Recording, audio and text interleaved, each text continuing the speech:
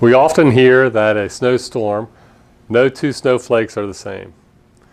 Don't know if that's true or not, but similar, every time metal solidifies in a mold, crystals form like snowflakes, and each is different.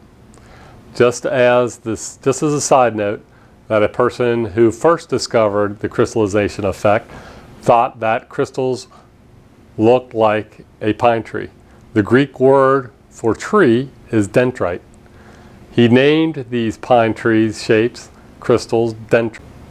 As crystallization progresses, the trunks of these pine trees shaped crystals, dendrites, comes in contact with the trunks of the neighboring dendrites.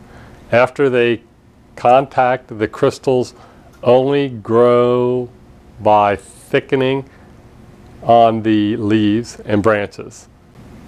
There is motion in semi-solid zone inside a mold as it becomes a solid casting.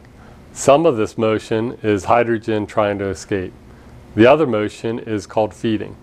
Remember, liquid aluminum has a 7% greater volume than in its solid form. There are two sources of this type of motion in a semi-solid state of a casting. We talked earlier about hydrogen not being able to exist in a solid state of a casting. Having lower or no hydrogen in the metal when it is poured means a small amount of hydrogen needs to escape. Having a fine grain structure also gives it no place to hide in the casting, so it exits. If the hydrogen does not get out of the casting and it cannot exist in solid aluminum, it leaves voids, porosity, that is round in shape.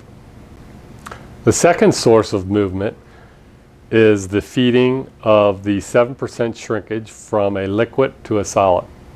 If we do not establish a good path of liquid metal to feed shrinkage, we will have voids, porosity, that is jagged in shape. How do we establish this good feeding path? The first step is mold design.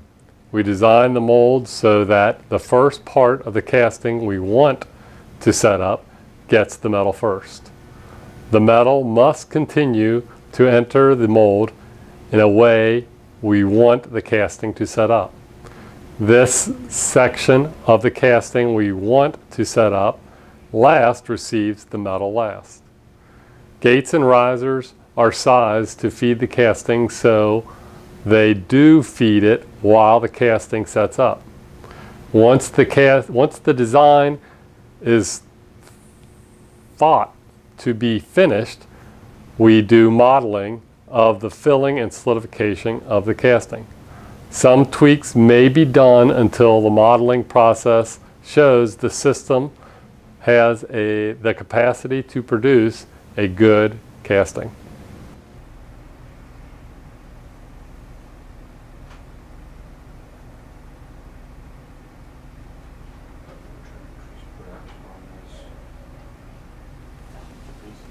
We're looking at the filling of a chair back to develop the thermal gradient depicted by the difference in the colors associated with the temperature.